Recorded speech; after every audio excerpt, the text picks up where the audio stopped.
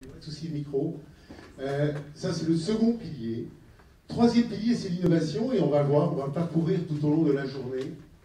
Quatrième pilier, ce sont les études que l'on fait sur l'héroïne, et un sujet nouveau que nous traitons maintenant depuis 18 mois, et on le doit, et je tiens à le dire et à saluer, grâce à Pôle emploi. Parce que, d'abord, lorsque j'ai commencé à travailler il y a 18 mois avec Pôle emploi, tout le monde m'a dit oh, qu'est-ce que tu vas faire dans ce sujet, sur ce sujet-là. Quand je dis tout le monde, nos administrateurs, Nicolas. Donc j'étais mal. Et en fait, aujourd'hui, on s'aperçoit que c'est un sujet stratégique. C'est un sujet stratégique, donc pour toutes les entreprises, quel que soit le secteur d'activité. Et quand j'ai eu à rencontrer l'un de nos collaborateurs, un garçon qui est ici en fond, donc qui est Germain, c'est absolument insupportable d'avoir un micro qui s'arrête en fait. Est-ce qu'on peut me régler ce moment-là? Excusez-moi, je suis là, essaie celui-là. J'essaie celui-là. Eh bien, donc, et j'ai rencontré que des gens formidables dans les équipes de Nicolas. Alors Nicolas, bien sûr, il est parfait, alors là c'est encore autre chose. Mais pourquoi? Parce que d'abord, ils disent, nous on est face à une situation difficile, beaucoup de demandeurs d'emploi, on n'arrive pas... Ah, c'est moi? Ah d'accord, parce que moi qui suis coupable. Excusez-moi à tous. Non, mais je suis souvent coupable de beaucoup de choses d'ailleurs. Donc, eh bien, on m'a été donc témoigné le fait qu'il y a aujourd'hui 39 000, pas loin de plus de 30 000 demandeurs d'emploi sur Paris-Île-de-France.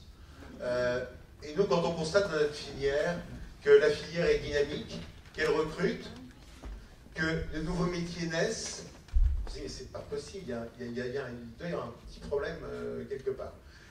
Et on a partagé et on a essayé d'échanger ensemble sur ce sujet.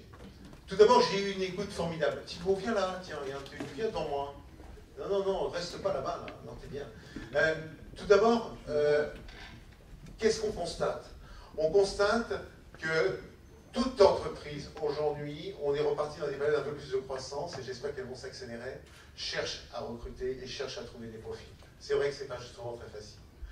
Et donc, pendant 12 mois, avec Germain, avec Nicolas, avec Françoise ici présente, on a travaillé pour essayer de trouver des modèles permettant de mieux faire rencontrer l'offre et la demande. L'offre de nos adhérents, les demandeurs d'emploi, et essayer de voir quel pouvait être le bon modèle qui marcherait. Donc, fort de ce constat-là, on n'a pas voulu jouer les startups, hein. Nous, c'est pas notre job, nous, une asso, tu sais. Mais qu'est-ce qu'on a fait? On a essayé de réfléchir. Et avec Pôle emploi, on a essayé de voir est-ce qu'on ne peut pas travailler davantage sur le sourcing, sur la qualification, mieux comprendre l'offre d'emploi elle-même, peut-être mieux exprimer. Anne, on en parlera, peut-être parfois les offres ne sont pas toujours très claires.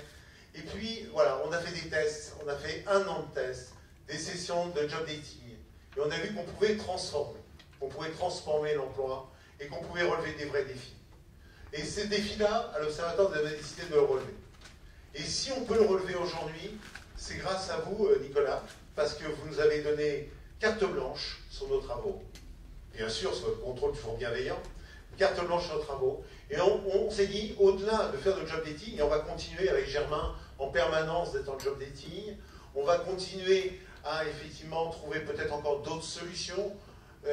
Eh bien, on a essayé de mettre aussi une plateforme emploi dédiée à nos adhérents, pour que tous puissent véritablement recruter par l'intermédiaire donc de cette même plateforme, qui sera qualifiée et sourcée par Pôle emploi, et qui, effectivement, ont montré que lorsqu'ils qualifiaient et sourçaient, lorsque le job dating avait lieu, c'était véritablement une très belle transformation qui avait lieu.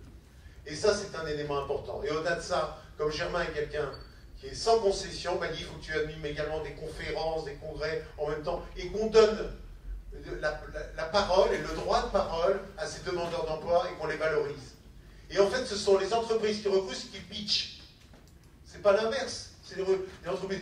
Alors, les demandeurs d'emploi, c'est un peu surprenant pour eux, mais les chefs d'entreprise qui participent à ces travaux, c'est aussi un peu surprenant pour eux.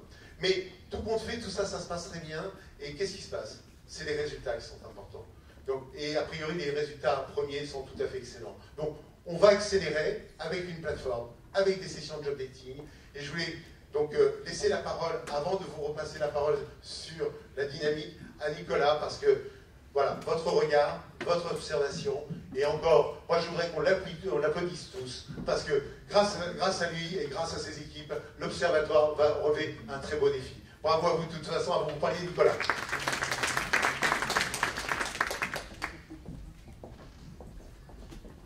Merci beaucoup Dominique. Avec un tel accueil, la barre est haute et en même temps tout est dit. Donc je vais éviter de vous paraphraser. Effectivement, le point, enfin, les deux points majeurs que j'ai envie de retenir, moi, le premier c'est le constat. Vous disiez plus de 30 000 demandeurs d'emploi en Ile-de-France, près de 20 000 sur Paris, dans les métiers assez larges, dont je ne vous ferai pas l'affront de les citer, de votre filière. Et puis en face, des entreprises qui recrutent, qui cherchent à recruter, qui rencontrent des difficultés dans leur recrutement. Ça, c'est le constat.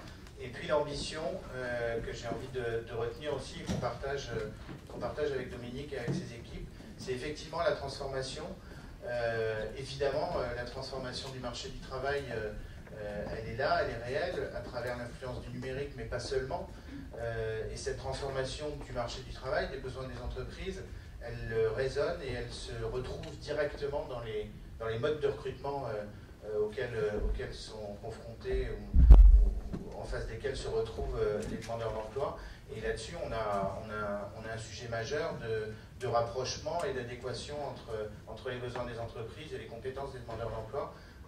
Compétences d'ailleurs qui sont un mode d'approche un peu nouveau. Vous le savez, sortir du CV, sortir du simple diplôme pour aller plutôt vers un système de matching. C'est moins joli que, enfin, c'est moins français que appariement, mais appariement c'est pas très joli non plus.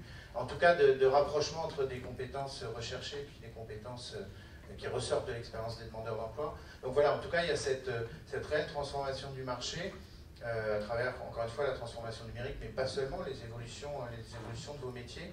Et puis la nécessité d'aller vers des modes de recrutement un peu différents. C'est un peu le sujet du moment, donc je ne vais pas non plus le déflorer.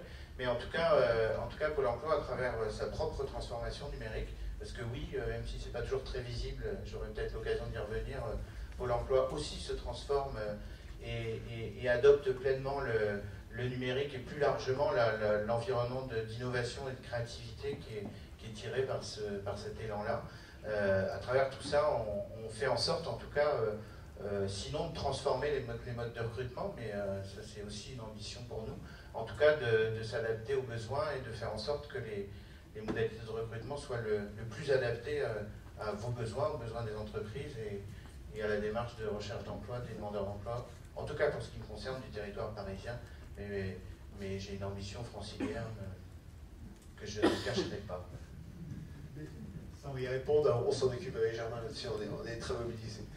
Je vais vous passer la parole à un dernier coup de chapeau. Michael Cabrol, que je n'ai pas le plaisir de connaître, qui a accepté de venir à cette table ronde grâce à nos jeunes amis. Bravo à vous. Vous avez levé il y a quelques jours 8 millions d'euros.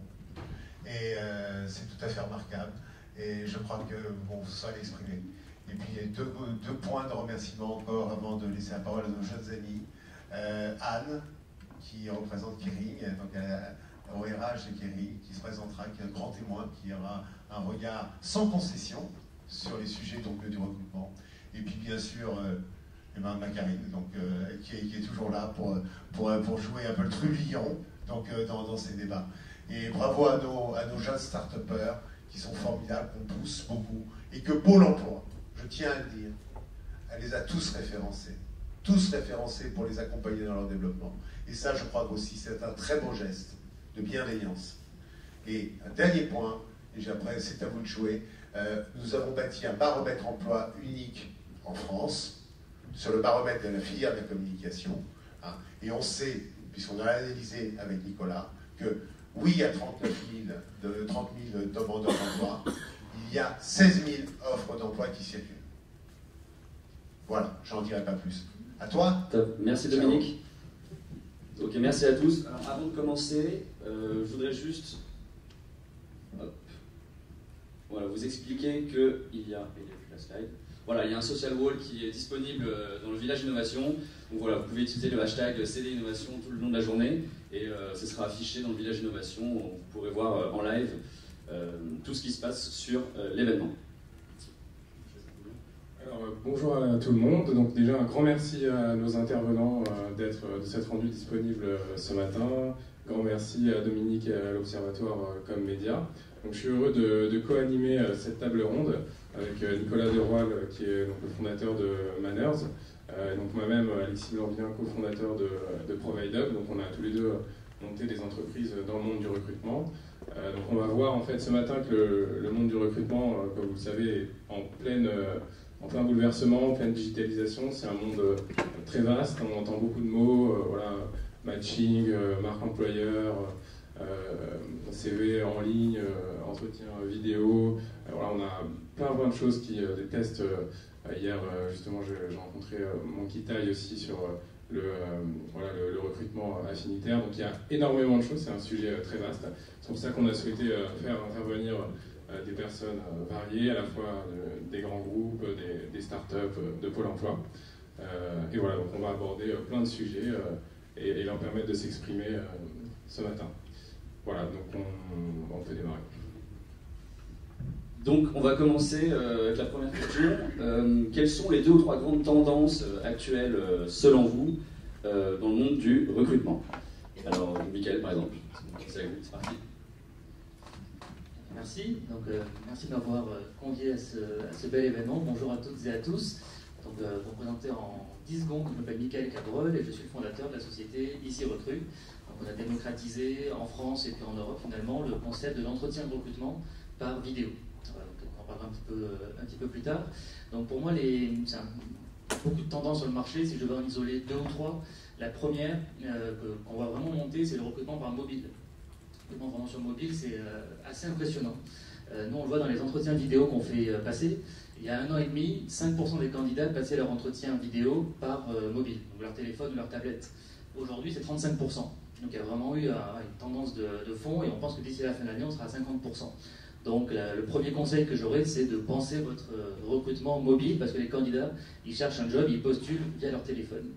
Le deuxième enseignement, la deuxième tendance de fond qu'on voit, c'est vraiment le fait de s'intéresser aux soft skills des candidats. Hein, on s'est beaucoup intéressé aux hard skills ces dernières années, le CV, les formations, les diplômes, les compétences, etc. Mais nous, on est convaincus que les soft skills sont tout aussi importantes. Et il y a un chiffre clé qu'on retient souvent, qui est que 80% des recrutements qui sont ratés sont dus à des raisons de soft skills, en fait. C'est pour des raisons d'inadéquation par rapport à la personnalité du candidat, par rapport à ses motivations. Donc c'est pas un problème de compétences techniques, c'est un problème plutôt de personnalité. D'où l'intérêt de s'y intéresser au moment du recrutement. Voilà. Et, je rajouterais un mot d'adéquation avec la culture d'entreprise. Je pense qu'on va parler de Big Data tout à l'heure et de tous ces sujets sur le recrutement prédictif. Je pense qu'il y a une chose qui est essentielle, et je me présenterai peut-être tout à l'heure, mais il y a une chose qui est essentielle, c'est quand on est DRH, évidemment, de bien connaître la culture de son entreprise, et derrière de rencontrer les candidats pour trouver la meilleure adéquation entre la culture et le profil. C'est quelque chose qui peut se tester au moment du recrutement. Et pour conclure sur la dernière tendance que nous, on va vraiment émerger, auquel on incite nos clients à y faire de plus en plus attention, c'est l'expérience candidat. Tu parlais de marque employeur tout à l'heure, mais l'expérience candidat, c'est clé. On fait souvent le parallèle entre l'expérience candidat et l'expérience client, finalement, c'est un petit peu pareil. Et il faut savoir qu'un candidat qui n'est pas content du parcours candidat, il va en parler à 11 personnes. Et un candidat qui est content, il va en parler à 3 personnes. Donc, il faut quand même faire attention aux candidats qui ne sont pas contents, surtout qu'aujourd'hui, quasiment 100% des candidats vous googlisent, comme on dit, avant de postuler, ou pendant le process, pour voir un petit peu ce qui se dit sur vous, quels sont vos process, quelles sont vos valeurs, est-ce qu'il y a du turnover, etc. Toutes les infos sont disponibles en ligne, et donc il faut faire attention à ça. Voilà, c'est les 3 tendances que je vois souvent. Karine, aujourd'hui je suis là pour Karine Lazini pour i4 Emploi, le collectif, peut-être que vous en avez entendu parler. Donc je ne vais peut-être pas reparler de l'histoire d'i4 Emploi. En revanche, moi, ce n'est pas une innovation, mais je pense qu'un des points essentiels, on a parlé effectivement de mobile, et je suis entièrement d'accord avec vous, les tablettes, de toute façon, je ne vais pas dire ça has-been, mais bon, le mobile est vraiment, on voit bien les sites sont développés en responsive design, pour être sûr que tout soit visible du mobile. Donc aujourd'hui, on fait tout avec son téléphone. Et bien, moi, il y a un autre point sur lequel je voudrais attirer votre attention, puisque c'est l'orthographe, c'est la sémantique. Aujourd'hui, on le voit avec i4 Emploi, je ne sais pas si on m'entend bien. Si, c'est bon. Avec iFor Emploi, en fait, juste en quelques mots pour ceux qui ne le savent pas encore, on est donc un collectif aujourd'hui, plus de 2000 personnes engagées au quotidien, 3 millions d'impressions, il y a plus de 140 jobs qui ont été trouvés, alors c'est très modeste, hein, mais c'est vrai qu'on a démarré quand on a sauvé l'emploi, 35 emplois d'une usine en 2015.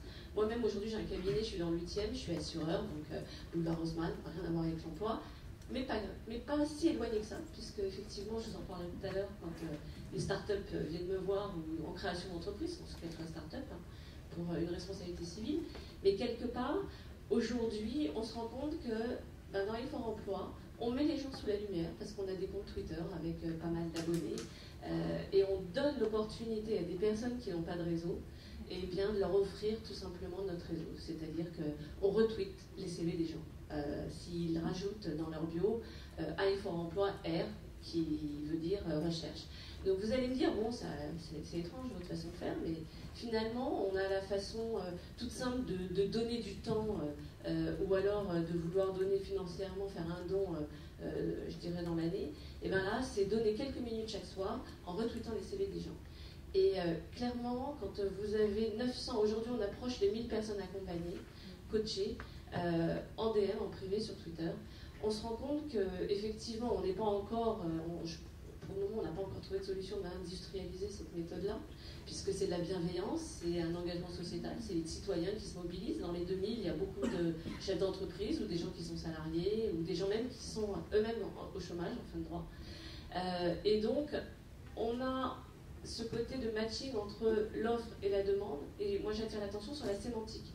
Le premier point, au-delà des technologies, au-delà de savoir se servir de Twitter, c'est soigner votre orthographe. Ça paraît dingue, mais finalement, en un tweet, s'il y a une coquille, si c'est pas bien présenté, enfin, je veux dire, c'est... Enfin, on peut pas... Quand il est retweeté 250 fois, le tweet, on a intérêt à avoir un post nickel. Voilà. Donc, c'est pas quelque chose d'innovant, mais ce point-là, je voulais le dire. Merci beaucoup. Donc, les tendances, le mobile, la marque employeur, le parcours du candidat, quelles sont les prochaines innovations à court terme et à moyen terme dans le monde du recrutement? Est-ce que quelqu'un veut réagir? Je ne sais pas si je suis mieux placé pour parler des prochaines innovations, mais en tout cas, effectivement, moi je rejoins sur les tendances et je voulais les enrichir d'une certaine façon en évoquant le renouveau de la façon de s'engager des générations actuelles et à venir. Et c'est très en relation avec ce qu'on a dit des soft skills, de la culture d'entreprise, parce que la recherche, elle est aussi autour de ça. Je ne rentrerai pas dans des poncifs sur le mode de fonctionnement, mais quand même, on est sur un mode d'engagement qui est fondamentalement différent de ce qu'il était il y a encore 10, 15 ou 20 ans. On sait qu'on ne rentre pas dans une entreprise à vie, on sait que quand on rentre dans une entreprise, on ne veut pas simplement être un exécutant, mais être dans une logique de collaboration, de créativité ascendante. Voilà, et ça, je pense que c'est une tendance forte. Et pour nous, c'est une tendance forte qui, encore une fois, a des implications directes sur les modes de recrutement. Alors, vous avez évoqué l'utilisation des réseaux sociaux. Je pense que de ce côté-là, il y a des accélérations qui se font. Et les réseaux, je pense que les réseaux, ou le réseau qu'on utilisera dans 2 ou 3 ans, mais vous le direz peut-être mieux que moi, il n'existe probablement pas encore, quand on voit la vitesse à laquelle les réseaux se périment. Mais voilà, en tout cas, sur les modes de recrutement, et on essaye, en tout cas à Pôle emploi, d'être dans cette logique-là à travers ce qu'on disait j'aime bien le recrutement affinitaire, comme vous l'évoquez, de la marque employeur, parce qu'un employeur peut, sur Pôle emploi aujourd'hui, avoir sa propre page pour promouvoir les qualités intrinsèques à l'entreprise. Donc voilà, en tout cas, je vais plutôt laisser la parole à ceux qui sont plus à même de parler des futures innovations, et ça m'intéresse parce qu'un des objectifs de Pôle emploi, c'est d'être, si possible, pas trop à la traîne sur ces innovations-là, et plutôt en soutien. Juste un mot, c'est assez peu connu, mais on a un dispositif d'innovation assez riche, puisque je pense que l'Emploi Store est assez partagé aujourd'hui. Mais derrière l'Emploi Store, on a un Emploi Store Dev qui permet d'héberger des startups et de les faire grandir. Et on a un Emploi Store ID qui permet en amont l'émergence de ces nouveautés-là, en mettant assez simplement, j'allais dire, à disposition toute la data nécessaire pour créer ces entreprises-là.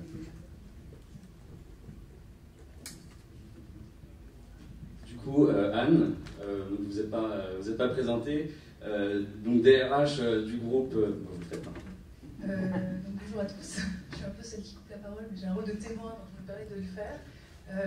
Donc moi je suis DRH au sein du groupe Kering, donc on charge les équipes IT. Donc rapidement le groupe Kering, je ne sais pas si tout le monde l'a en tête, parce qu'on a quand même un gros travail à faire sur la marque employeur. C'est l'ancien groupe PPR, enfin c'est le nouveau nom du groupe PPR, avec finalement des activités qui sont très différentes de ce qu'on a connu au sein du groupe PPR, puisque c'est le deuxième groupe de luxe, avec des marques comme Gucci, Saint Laurent, Balenciaga, Bottega Veneta, Alexander McQueen, Stella McCartney, etc. Donc c'est plutôt un univers très, très sympathique.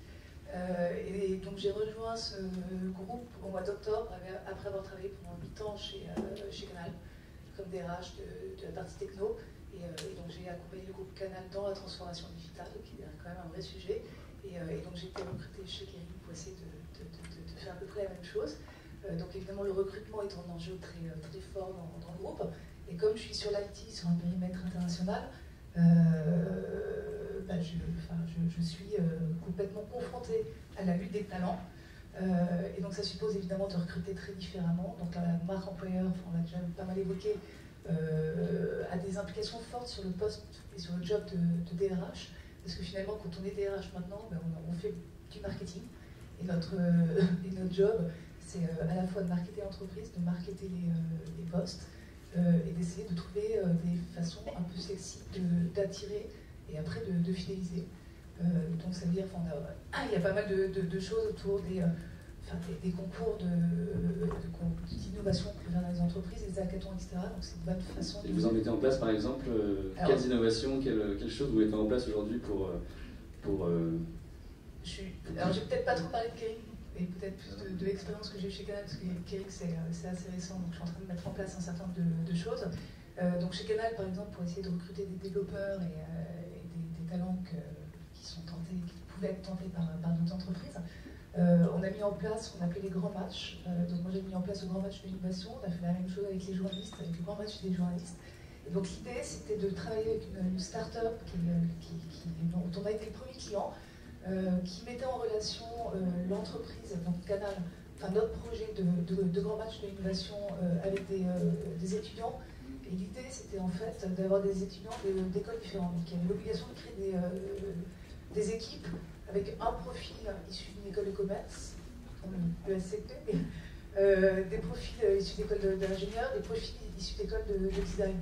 Et donc après il y avait 2 mois pour travailler, pour faire un proto. Et derrière, c'était présenté au COMEX de Canal. Et donc, le prix, les prix qui étaient proposés, c'était des stages ou des CD. Voilà. Et c'était un super moyen de... Peut-être un mot sur l'innovation, en fait, comment on voit le recrutement du futur, sans se projeter à 5 ou 10 ans. Il y a un thème qu'on essaie de porter, qu'on porte d'ailleurs chez Easy Recruit, c'est ce qu'on appelle le recrutement prédictif.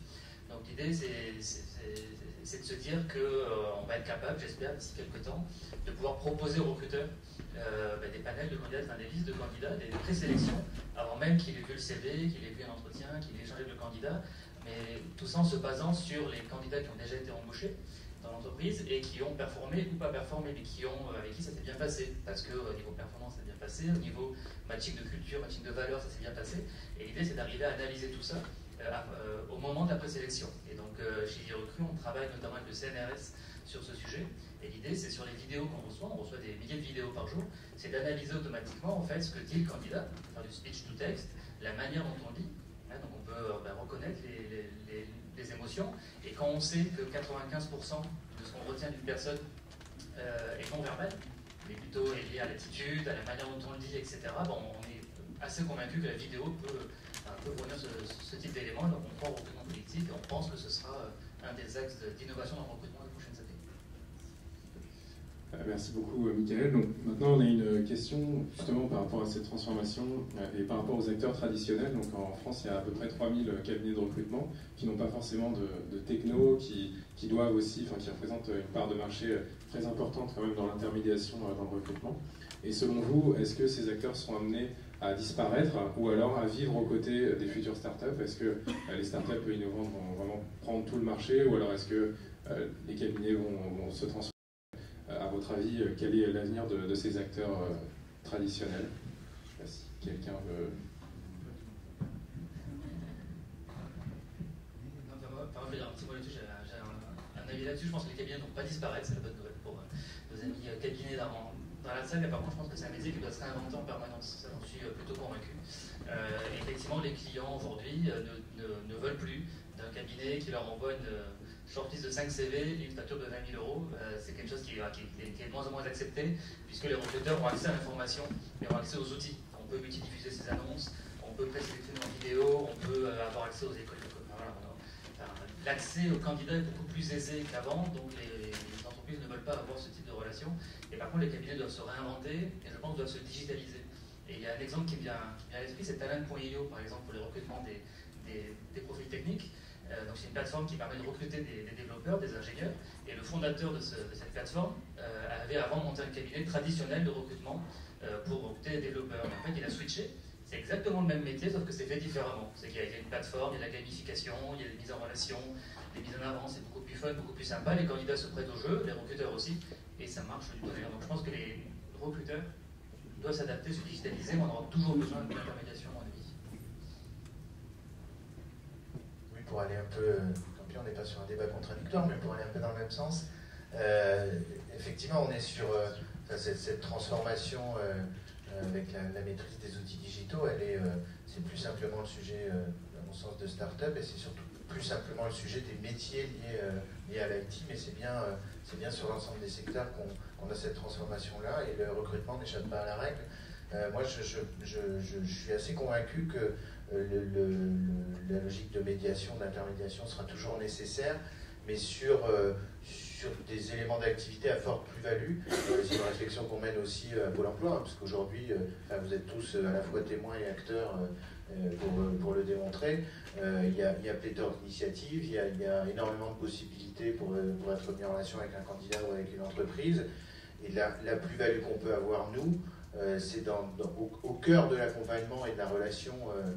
J'ai coutume de dire, ce qui peut paraître paradoxal, c'est que la transformation digitale de la société, elle renforce le besoin de relations physiques et de relations d'humain à humain, j'allais dire, que ce soit dans le recrutement, en phase finale, ou que ce soit dans l'accompagnement qu'on peut conduire, nous, des demandeurs d'emploi. Mais en tout cas, il y aura toujours ce besoin-là. Et c'est un message que moi j'ai besoin de porter aussi souvent à l'interne, parce qu'on dématérialise, ça veut dire qu'il y a une transformation des métiers. Mais on ira, de mon point de vue, jamais au bout d'un process de recrutement sans l'intervention humaine, soit d'un intermédiaire comme un cabinet de recrutement, soit évidemment d'un échange, j'allais dire, réel entre le recruteur et son candidat. Donc les cabinets de recrutement, ils ont sûrement tous, ou une bonne partie d'entre eux, de l'avenir, à condition de répondre aux défis de cette transformation-là et de l'évolution des besoins.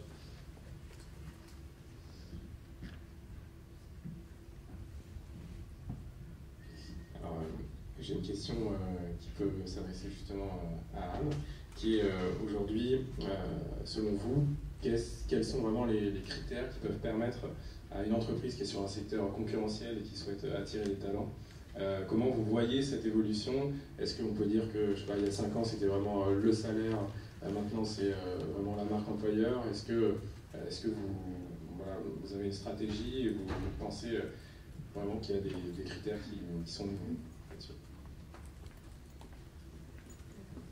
Vaste question. Non, je pense qu'effectivement, ce qui permet... alors, on parle du recrutement, donc on parle de comment attirer. Ce qui permet d'attirer, c'est quand même effectivement le fait de travailler sur les marques employeurs. Je pense que je vais parler plutôt des profils que je connais maintenant bien, qui sont les profils digitaux. Je pense que pour attirer des profils digitaux, on les attire avec des technos et on les attire avec des projets. Effectivement, la marque employeur est importante, et parce que globalement aujourd'hui, ils ont autant d'informations que nous. C'est-à-dire que je pense que le rapport de force est totalement inversé. Qu'à la rigueur, aujourd'hui, l'employeur est plutôt du mauvais côté de la barrière. Donc il y a un vrai changement de paradigme sur le recrutement. Donc voilà, donc nous, notre rôle, c'est de séduire par des projets et surtout par la capacité aussi à proposer un parcours de carrière un peu différent. Et donc tout à l'heure, on a parlé de management. Je pense qu'effectivement, le rapport au management change pas mal dans l'entreprise. Et aujourd'hui, tous ces profils digitaux, ce qu'ils souhaitent, c'est pouvoir être alimentés. Et donc, on doit leur proposer autant d'agilité que finalement l'agilité qu'on leur demande d'avoir dans l'entreprise. Donc, c'est aussi à nous d'être agiles dans notre capacité à faire bouger les organisations, à finalement pouvoir positionner ces profils d'un projet à un autre et quelque part d'être capable de bouger très vite. Donc, c'est facile dans certaines entreprises. Dans des sociétés comme Kering, c'est parfois un peu plus compliqué parce qu'il y a quand même un peu de monde. Mais en tout cas, il faut à tout prix qu'on aille vers ça. Donc, je pense que c'est essentiel. Et l'argent est un critère, mais je pense qu'aujourd'hui, ce n'est pas le critère essentiel. Après, évidemment, il y a tout ce qu'on voit sur le bien-être au travail. Donc, ça aussi, je pense que c'est un sujet majeur, mais qui, pour moi, est lié à la marque employeur. Donc, on communique pas mal sur ces sujets-là. Et évidemment, derrière, il y a la culture et les valeurs qui sont, à mon avis, essentielles pour la nouvelle génération. Je vais comme dire, je ne sais pas si Dominique est encore dans la salle, il est peut-être parti là. Mais je vais jouer un petit peu le troublion, parce que sinon, c'est pas très juste de venir aujourd'hui à cette petite table ronde. Alors moi, j'ai été pendant près de 20 ans en grand groupe. Je passe les groupes, vous trouvez sur Internet où j'ai travaillé avant.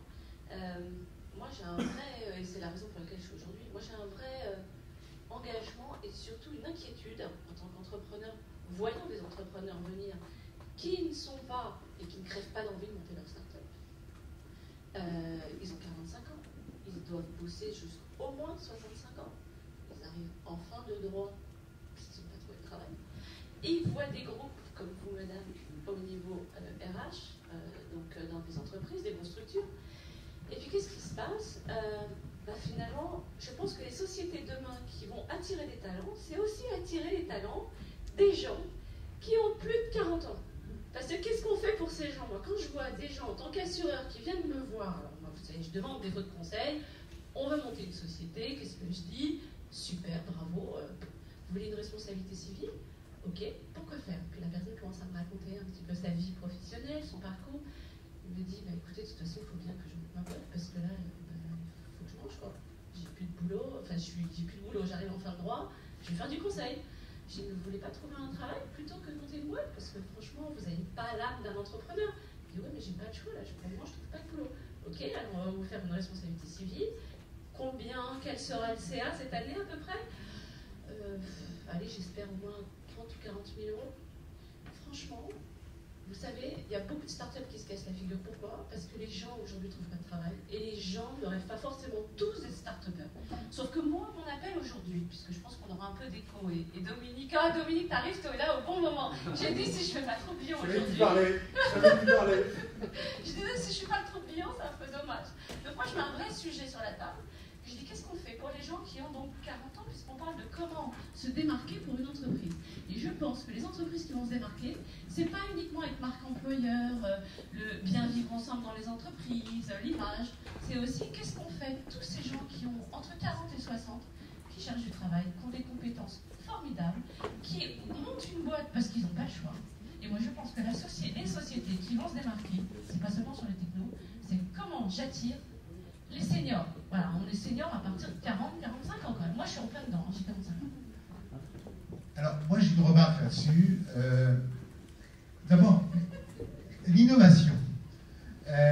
Moi je constate avec les startups, nous, comme vous savez, maintenant on fédère un peu plus de 160 startups.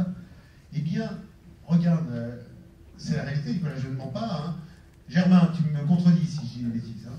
Donc, aujourd'hui, on fait venir toujours au minimum 2 startups qui recrutent. Et elles n'ont pas la barrière de l'âge. Elles n'ont aucun a priori négatif sur la barrière de l'âge. Ça, je tiens à le dire. Non, parce que je pense, qu'est-ce qu'ils veulent? Ils veulent de la compétence. Ils veulent de la compétence. Hein. Et je pense à 2 d'entre elles qui m'ont dit, qui ont recruté des personnes de plus de 60 ans à des fonctions, d'abord un qui était direction financière, au hasard, hein, mais parce que le dirigeant n'avait pas envie de s'emmerder avec la finance et avec les banques, et que c'est chiant. Hein. Et donc, eh bien, il a laissé donc quelqu'un qui avait une courte expérience sur le sujet. Et aujourd'hui, et même dans la gestion administrative des entreprises, dans les startups qui beaucoup grossit, en l'espace de 18 mois, eh bien, ils vont chercher ces profils. Je pense qu'il y a au moins un élément, je dirais, positif sur lequel on peut dire, moi, vivant dans ce monde-là, avec l'ancienne et la nouvelle économie, puisqu'on a les deux économies. Eh bien, on constate que cette notion de barrière, qui est vraie, c'est un vrai problème. Peut-être, Nicolas, tu as un point de vue là-dessus sur cette population, parce que je sais que c'est un vrai sujet. Mais sur l'innovation, pour moi, c'en est un. D'abord, j'ai un point de vue très personnel, pour les plus de 40, moi aussi. Alors, je refuse, j'essaye d'éviter d'utiliser le terme de senior, et quand je veux jouer... Non, mais vous avez raison, hein, il est largement répandu. Quand je veux jouer le trublion, moi, je dis que pour moi, les seniors, c'est plutôt les personnes qui fréquentent les maisons de retraite que les salariés pleins d'énergie et d'expérience entre 40 et 60 ans. Mais c'est un vrai combat, et c'est beaucoup plus... J'étais en préfecture ce matin, et on parlait de ce sujet-là encore avec l'État, parce que c'est une réalité parisienne qui est appuyée, avec un niveau de qualification plus important qu'ailleurs, et une proportion de seniors en recherche d'emploi plus importante qu'ailleurs. Mais on n'est pas tellement sur un sujet contrairement à tout ce qu'on peut déployer sur les jeunes, par exemple, sur un sujet, bien sûr qu'il faut accompagner le recrutement en termes de recherche de candidats, de sourcing, etc., mais en tout cas sur des aides publiques, c'est moins ce sujet-là que le sujet de la représentation, et ça c'est un travail du quotidien. Je ne peux pas me retenir de citer un exemple, alors il y a un témoin vivant de ce que je vais évoquer dans la salle, mais je le laisserai se dévoiler s'il souhaite le faire. On a lancé il y a 2 ans une collaboration avec l'école 42, qui, vous le savez, accueille exclusivement des jeunes de moins de 28 ans. Eh bien non, en fait. Depuis 2 ans, l'école 42 accueille chaque année une promotion d'une vingtaine ou d'une trentaine de 45+, je vais le dire comme ça. C'était un pari un peu fou de ma prédécessrice sur Paris, qui a du mal à prendre, y compris en interne, hein, parce que ça nous a aussi renvoyé à nos propres représentations. Le résultat, c'est qu'aujourd'hui, plus de la moitié des personnes qui sortent de cette promotion-là, à la sortie, ont retrouvé une activité, alors qui peut être effectivement une création d'activité, mais pas seulement. Et on a même un exemple assez emblématique d'une personne qui a créé son activité, qui non seulement a créé son activité, mais en plus vient d'être labellisée en école du numérique. Donc je pense que ça montre... oui, je sais qu'il est là, Germain, mais je ne veux pas le désigner du doigt comme vous venez de le faire par derrière. Donc c'est Colline, on peut le dire, hein, qui est au premier rang. Et donc, je dis ça parce que c'est juste pour dire que c'est possible, quoi. C'est pas que symbolique. Et vraiment, je pense qu'on a un travail majeur à faire sur les représentations. Et je pense que le passage par ce qu'on évoquait des soft skills, de la marque employeur et de l'inversion, j'aime bien l'idée de l'inversion du rapport de force entre guillemets entre le recruteur et le futur salarié, ou pas salarié d'ailleurs, je ne vais pas ouvrir une autre porte, mais l'évolution de la relation à celui qui donne le travail et celui qui le prend. Je n'évoquerai pas le statut d'auto-entrepreneur, etc., mais statut auto-entrepreneur, ça ne veut pas forcément dire chef d'entreprise. J'ai des exemples en tête de création de communautés d'auto-entrepreneurs. En tout cas, ce que je veux dire, c'est que en évoluant sur la façon de construire la relation entre une entreprise et un futur salarié, ou en tout cas collaborateur, je pense aussi qu'on contournera progressivement cette question de l'âge. Dernier point, puis j'arrête Dominique, on a beaucoup parlé du CV anonyme. Peut-être qu'un CV sans l'âge, c'est bienvenu aussi d'ailleurs. Enfin, je parle de CV, on n'est plus sur les CV, mais un profil, ou je ne sais pas comment il faut le dire. Mais... Ouais, alors moi je vais m'inscrire en faux parce que je pense que dans l'entreprise, on a absolument besoin de mixité, donc on parle beaucoup d'égalité hommes-femmes, etc. Et on a besoin de personnes avec plus d'expérience et de jeunes. Donc effectivement, quand je parle des jeunes, c'est qu'on est sur des métiers qui sont aussi de nouveaux métiers, et demain il y aura plein de métiers qui vont se créer, sur lesquels on aura probablement des profils plus juniors. En revanche, pour faire marcher une boîte, on a besoin de gens expérimentés, de gens qui le sont moins. Et c'est ça, à mon avis, qui fait la richesse de l'entreprise. Donc je pense qu'il est essentiel de recruter des profils un peu plus expérimentés. Après, l'autre point qui est important, alors, je pense que le salariat et le modèle du salariat est quand même en train de fortement évoluer. On n'est pas encore là-dedans, mais à mon avis, la capacité à faire entrer des gens qui ne sont pas salariés et à les intégrer, donc à faire travailler des internes et des externes, sera essentiel demain. Et donc c'est pour moi aussi une nouvelle, quelque part une évolution du modèle. Et nous, nos enjeux, c'est d'arriver à intégrer dans la culture de la boîte et dans l'entreprise d'efforts de travail différents. Alors, je voulais rebondir également sur ce que disait Nicolas tout à l'heure. Le cas de l'école 42 est un cas tout à fait remarquable. Moi, je l'ai suivi et j'ai suivi la fin et la sortie des diplômés. Je participais à mon pitch de sortie. Moi, j'étais extrêmement passionné. Je crois qu'on se doit être également tous promoteurs vis-à-vis de nos écosystèmes. On échange avec beaucoup de chefs d'entreprise. On échange avec beaucoup de cadres dirigeants, hein, de groupes. Avec Anne, qui fait plaisir d'être là, avec effectivement Karine, avec lesquels on échange. Moi, je prends encore un exemple récent. C'est un dossier qu'on va ouvrir, Nicolas. On n'en a pas encore parlé avec Germain, mais on est en train de préparer. Hein, on va ouvrir. J'ai été sollicité par un grand groupe. J'ai été sollicité par le président d'un grand groupe publicitaire, adhérent à l'Observatoire, qui m'a dit, Denis, viens me voir, j'ai un truc qui est compliqué pour moi. Je veux absolument inscrire une démarche RSE en matière d'employabilité en intégrant la diversité, les seniors. Et ça, c'est comment je m'y prends. Comment je m'y prends? Par quel bout je prends le sujet? Est-ce que dans ta façon d'approcher l'emploi, avec tes amis de Pôle emploi, maintenant on parle comme ça, avec tes amis de Pôle emploi, est-ce qu'ils ne pourraient pas nous aider? Et donc, voilà un exemple, je dirais, c'est à nous de parler, c'est à nous d'échanger. Ce que fait Karine merveilleusement, hein, donc, parce que c'est une influenceuse hors pair, hein.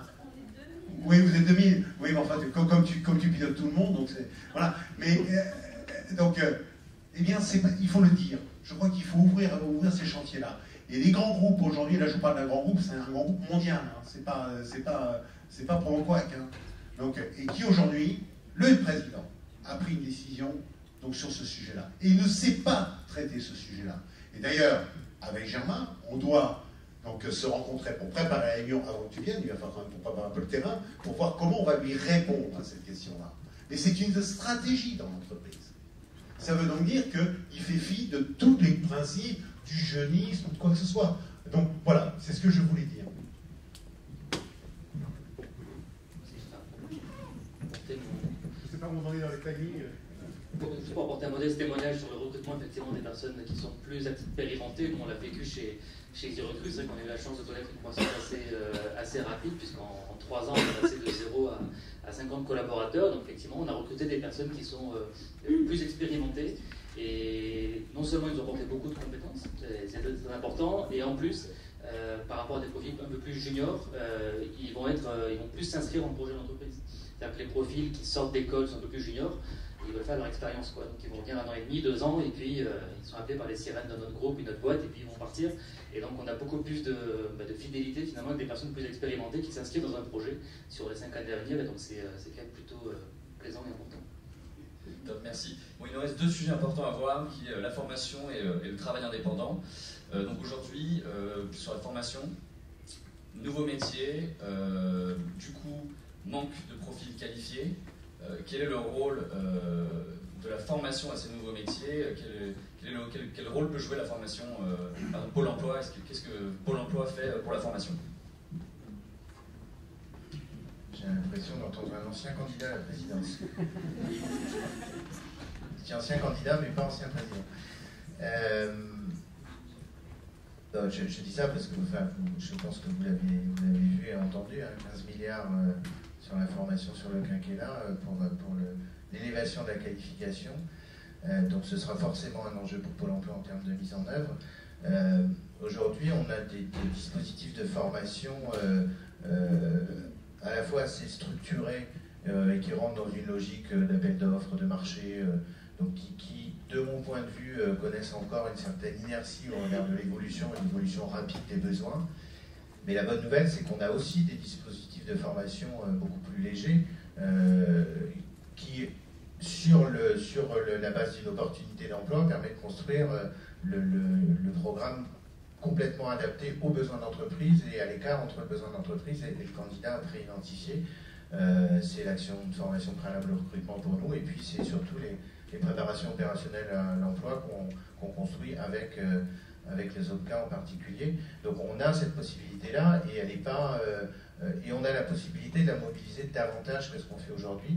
Elle est assez peu connue, et c'est vrai que ce n'est pas une fin en soi, mais il faut vraiment l'avoir en tête, puisque l'évolution rapide et la transformation des besoins en termes de recrutement fait que, de fait, oui, on peut avoir des candidats qui sortent d'école et qui sont prêts, hein, mais les écoles aussi doivent se réinventer en permanence. Voilà, enfin, le rythme est assez élevé, et en tout cas, ces dispositifs-là, ils permettent très clairement de s'adapter complètement aux besoins et de former ou d'adapter le profil de la personne aux besoins de l'entreprise. Après, le sujet des 15 milliards, c'est un autre défi qui s'ouvre à nous. C'est une massification de l'investissement sur la formation. Il y a un sujet de régulation du marché de la formation. Il y a 70 000 organismes de formation aujourd'hui. Ils s'en créent tous les jours, il y en a qui disparaissent. Bon, je ne vais pas rentrer dans les choses plus technocratiques autour de la qualité de la formation, mais on est aussi engagé sur cette voie-là. En tout cas, je pense qu'ici, un message à retenir, c'est quand il y a un besoin, quand il y a un candidat et qu'il y a un ajustement, une adaptation à conduire, Pôle emploi est en capacité de mobiliser les dispositifs pour le faire et de les mobiliser rapidement et vraiment en réponse aux besoins.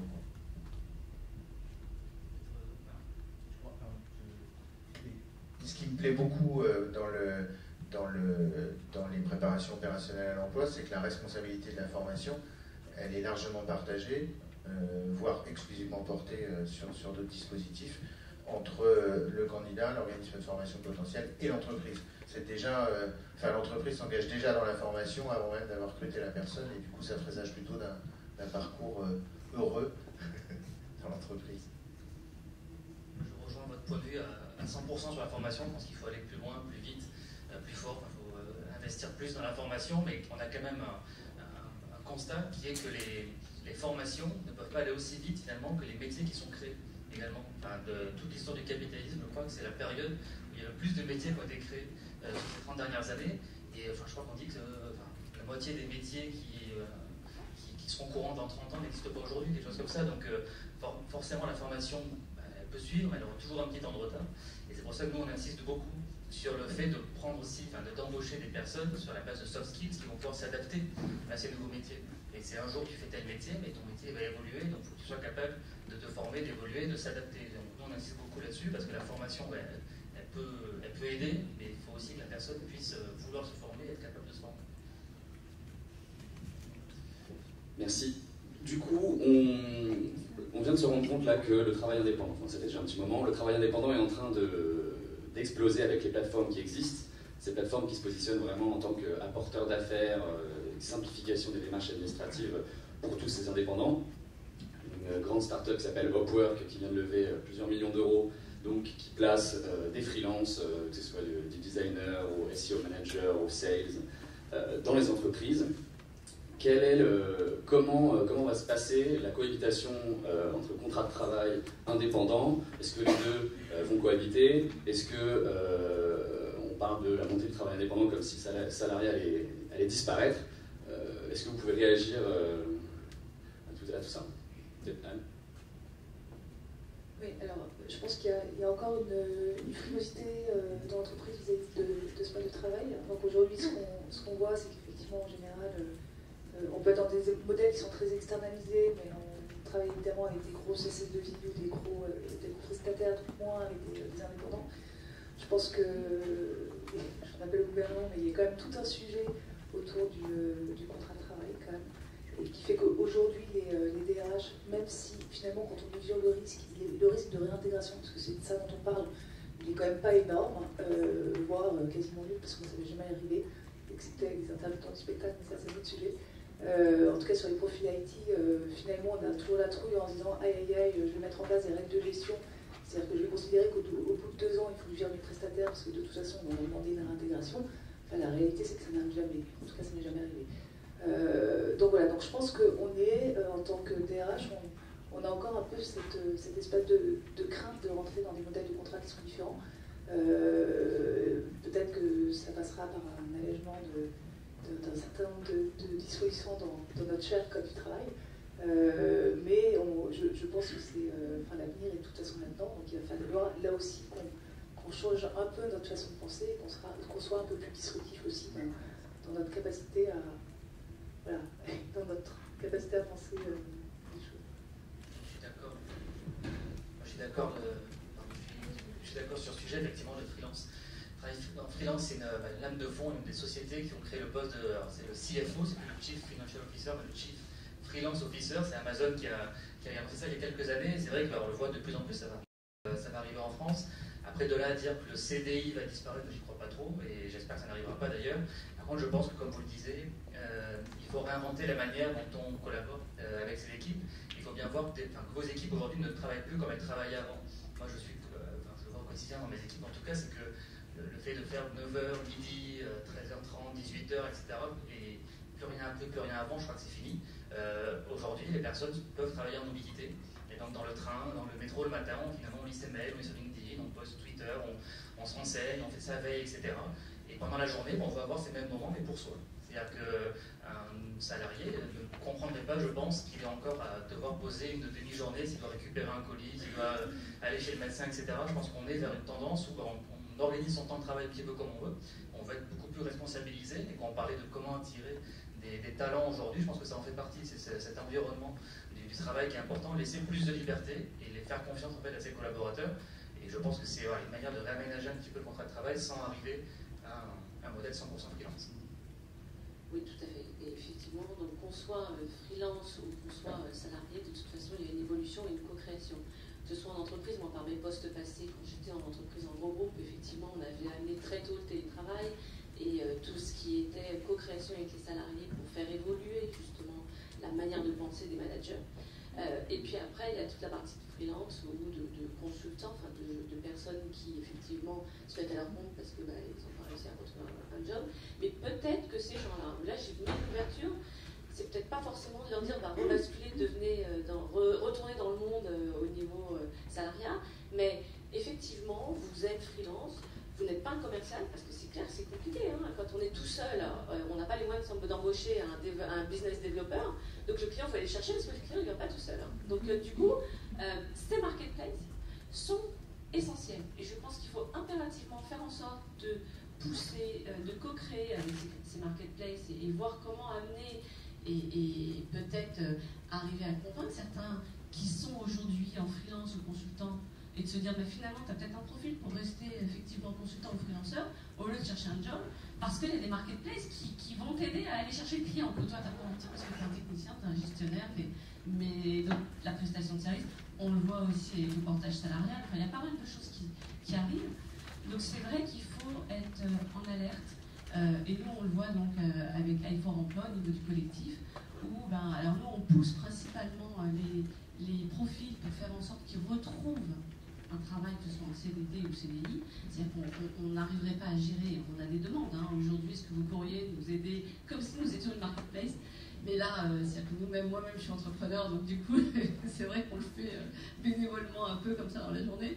Mais voilà, et pour le savoir, parce que moi je fais un peu business, même beaucoup business développeur quand même, c'est clair, moi je me suis associée, mon associé est complémentaire, c'est un ancien avocat, il me dit, écoute, c'est toi qui vas plus chercher le client que moi, quoi, clairement.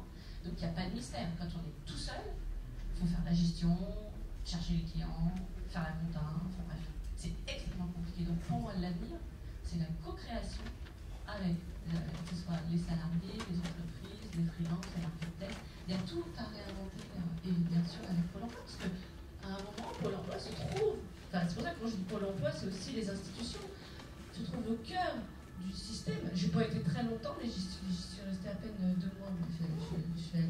J'ai été très très bien accueillie par des gens de Pôle emploi, donc je le dis, avant d'être entrepreneur. Et ils m'ont bien posé la question, vous êtes sûr que vous avez envie de devenir entrepreneur, etc. Parce que c'est vrai, ils m'ont parlé des risques, en plus c'est en assurance, les risques, c'est vrai que je connais. Il y a des risques, c'est vrai que c'est compliqué, voilà, mais après il faut oser se lancer et avoir tout un dispositif des gens autour qui vous accompagnent pour vous apprendre à oser et aller jusqu'au bout et peut-être pas lâcher les gens tout de suite comme ça dans la nature. Donc il y a un mix. Voilà. Merci beaucoup Karine, merci. Non, peut-être juste du coup ce sera le mot de conclusion si je comprends bien votre élan. Mais juste moi je voulais illustrer un peu par un exemple qui est peut-être un peu à côté là, de nos discussions, mais sur le sujet de l'auto-entrepreneuriat. Je ne sais pas si certains d'entre vous connaissent Lulu dans ma rue. Lulu dans ma rue, c'est une conciergerie de quartier qui s'est créée il y a 3 ans maintenant par c'est Charles-Édouard Vincent qui a créé cette conciergerie, c'était le fondateur d'Emmaüs Défi. Donc on est dans le périmètre de l'économie sociale et solidaire. Lulu dans ma rue, c'est donc une conciergerie de quartier, ça veut dire que c'est tout un tas de services de proximité à domicile, sortir le chien, venir tenir compagnie à une maman ou une grand-mère isolée, arroser les plantes pendant qu'on est en vacances, tout ce qui aujourd'hui, tout ce pourquoi aujourd'hui il n'y a pas forcément un marché, en tout cas des propositions. Lulu dans ma rue, ça doit être aujourd'hui 10 ou 15 salariés, c'est les concierges de quartier, et c'est surtout plus de 100 auto-entrepreneurs qui sont les Lulu qui interviennent chez les particuliers. Ben, ces auto-entrepreneurs, c'est pour une bonne partie des personnes à qui on permet de reprendre une activité, qui sont plutôt, y compris en voie d'exclusion, et cette entreprise, elle a fait le choix de les recruter en auto-entrepreneur, parce que ça permet aussi de gérer les coûts, enfin c'est un modèle économique qui fonctionne, mais et c'est pas péjoratif, de leur tenir la main de bout en bout sur comment je monte mon auto-entreprise, qu'est-ce qu'il ne faut pas que je rate, tous les mois les rappels qui vont bien sur les déclarations à faire, sur les documents à produire, et surtout, et là je trouve que c'est assez amusant, j'étais avec la directrice opérationnelle la semaine dernière, elle me disait, ben ça y est, on est en train de créer le syndicat des Lulu. C'est-à-dire qu'il y a une communauté, ils animent une communauté de Lulu auto-entrepreneurs et ils les incitent fortement à s'organiser en termes de représentation dans l'entreprise pour être non pas un contre-pouvoir mais un interlocuteur pour remonter leurs besoins. Voilà. Je dis ça parce que je trouve, d'abord moi cette expérience-là elle me tient à cœur.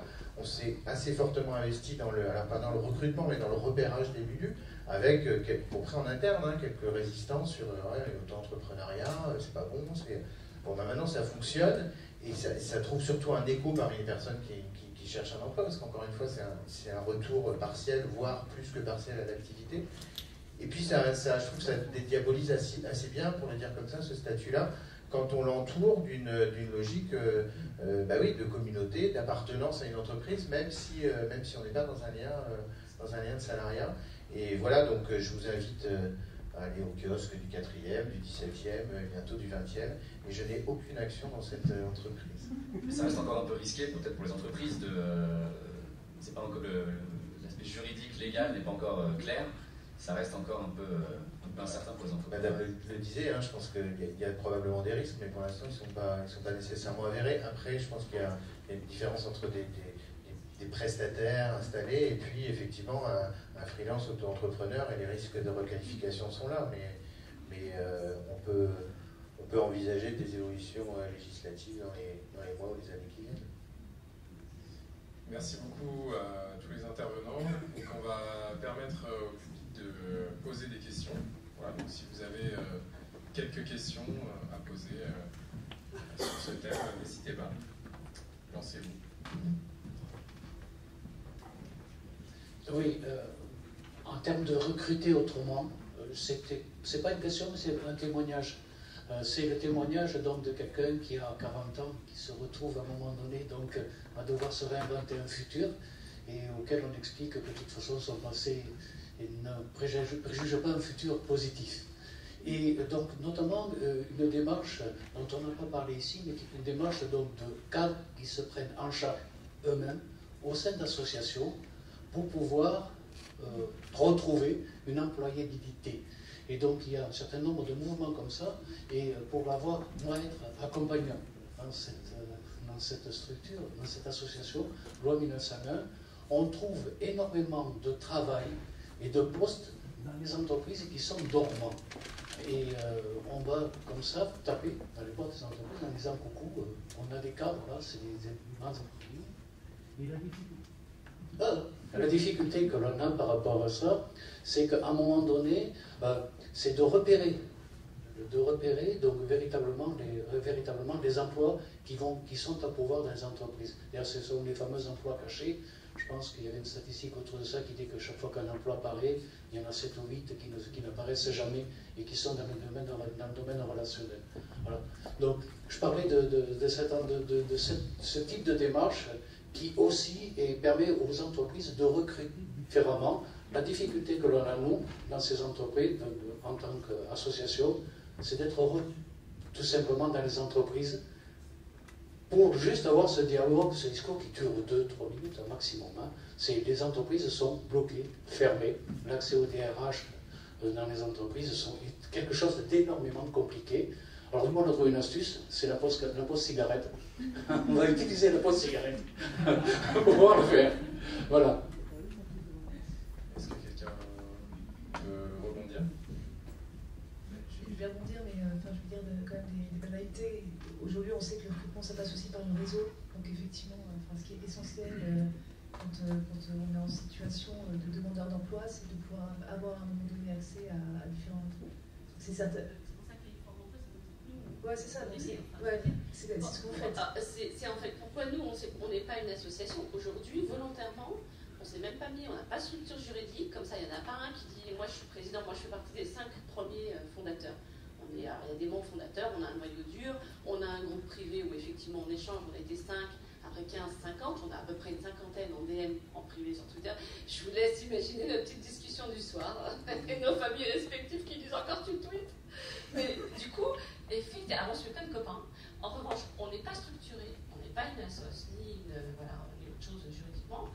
Et c'est comme ça que c'est né, c'est parce qu'on a notre réseau. Alors moi, je connais pas les 10 000 personnes encore qui me suivent sur Twitter, même si je fais beaucoup de café et d'apéro pour les rencontrer, parce que la vraie clé, je vous invite, si vous êtes dans la salle, à être sur Twitter, rencontrer en vrai les gens que vous voyez. Il y a une personne dans la salle que je vais voir après, c'est tellement contente. Il y a quelques gens du collectif qui sont là.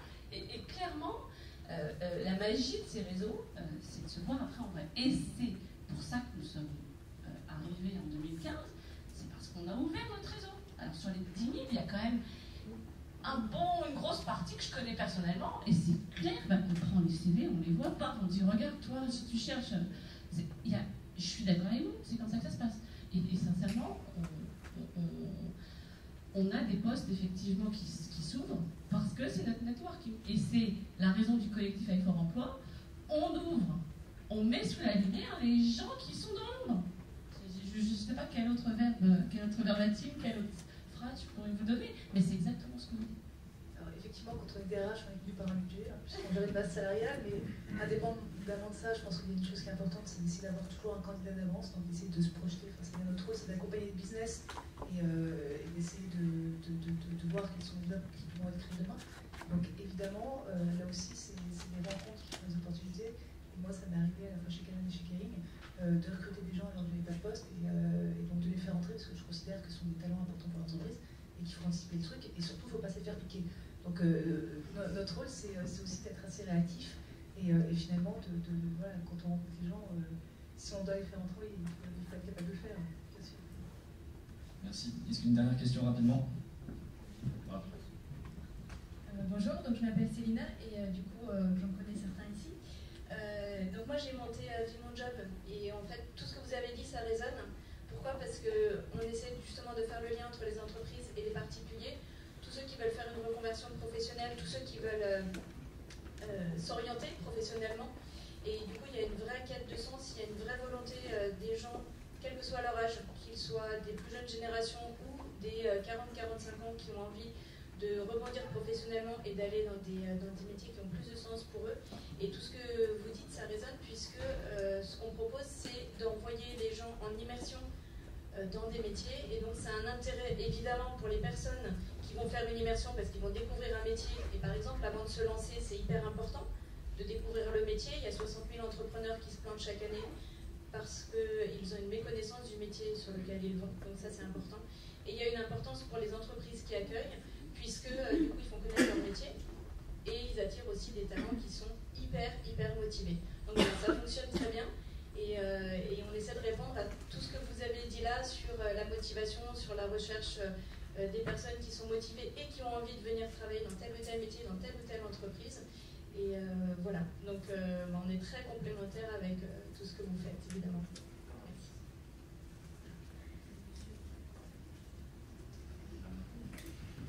Bonjour, Colin Kramer. Bon, comme je t'ai cité par Nicolas, j'ai eu la chance et vraiment le bel accueil de Pôle emploi.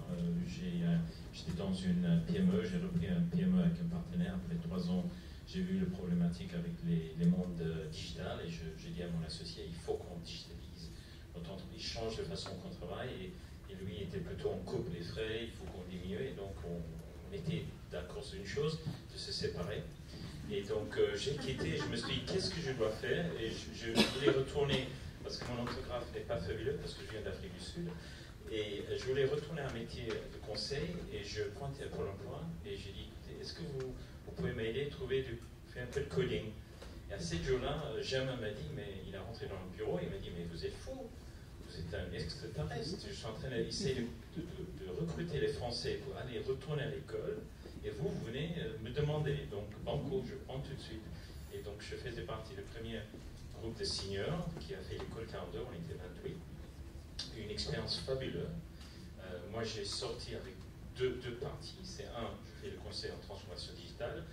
Sans le digital, ça veut dire je aide les entreprises et les patrons, boîtes et les départements comprendre c'est quoi la collaboration, comment c'est de disséminer le pouvoir, comment on délègue le pouvoir aux gens qui voient les clients. Mais en parallèle, j'ai eu une vision, et grâce à cette chance avec Pôle emploi, j'ai vu École 42 pour les codeurs. C'est une certaine communauté qui sont les primadonnes maintenant, et tout le reste qui sont au chômage aujourd'hui, ou qui vont être au chômage dans 2-3 ans parce qu'ils sont digitalement pas ready. Et donc, avec 2 associations, on a créé une POC, une pilote. Démarré en septembre, une vingtaine de jeunes de 9-3 et des seniors et des femmes dans une digital cocoon. Le digital cocoon, c'est 9 mois, donc 2 mois de stage où il y a un projet personnel, il y a un projet professionnel et entre ça, il y a 5 projets de collaboration, aller apprendre, de travailler ensemble, aller chercher le problème, chercher les solutions, aller voir les entreprises, aussi avoir 2 métiers qui vont sortir parce qu'on veut aussi un certain métier qui est le médiatique numérique ou le community manager parce qu'il y a une grande communauté en France, les PME, les TPE et même les grands groupes qui ne sont pas équipés. Et je pense qu'il faut qu'on ait un foisonnement et mon question, parce que je suis devenu français, je fais un dialogue, après je pose une question. Comment on fait le recrutement interne avant que les gens dans les grands groupes deviennent comment on dit, vétusté. Qu'est-ce que je dis out. Ça veut dire obsolète. Parce que le métier change et comment motiver les gens internes, comment les recruter, pour apprendre à apprendre et pour rester et recruter dans les nouveaux postes internes.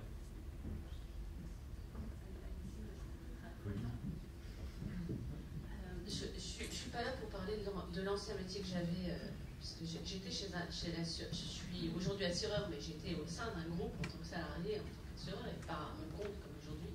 Et j'étais en charge de l'innovation de ce groupe allemand. Vous avez peut-être deviné.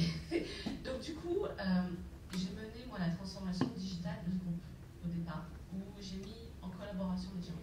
Et je suis allée voir jusqu'en haut, au niveau comité exécutif, en disant, si vous ne déléguez pas, si vous ne donnez pas le pouvoir aux salariés, la boîte, de toute façon, le client va être fort, parce qu'il va sentir qu'aujourd'hui, c'est très très lourd.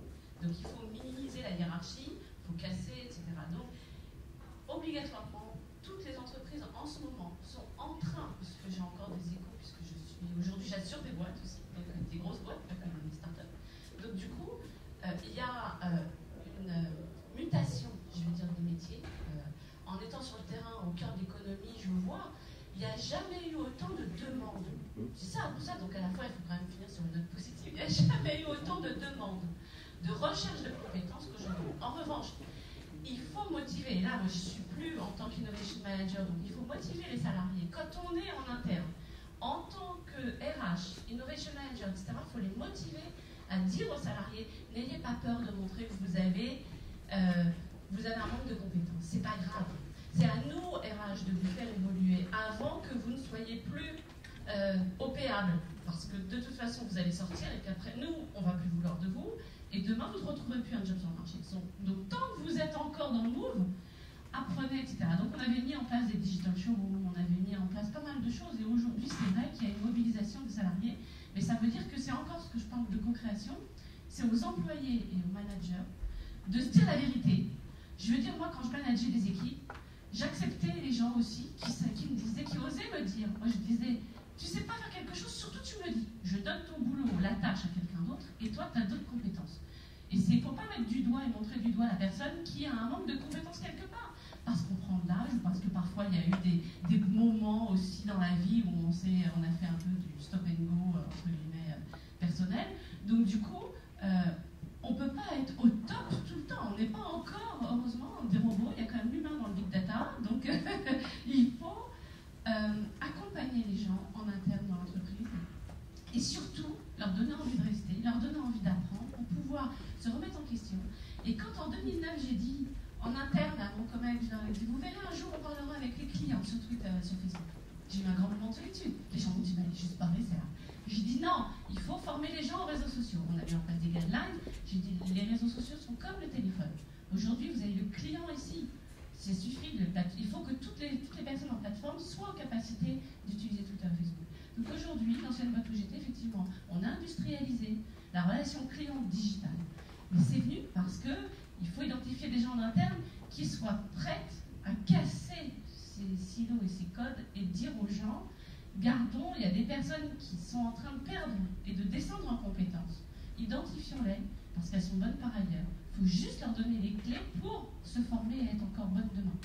Donc il y a tout un travail des boîtes en interne et ça, c'est un mix entre le COMEX, la RH, voilà, moi je ne suis plus aujourd'hui, mais j'ai tellement vécu pendant 20 ans que voilà, je vous en parle. Et effectivement, il faut faire en sorte que les gens ne soient pas obsolètes. Un retour rapidement, Anne, peut-être.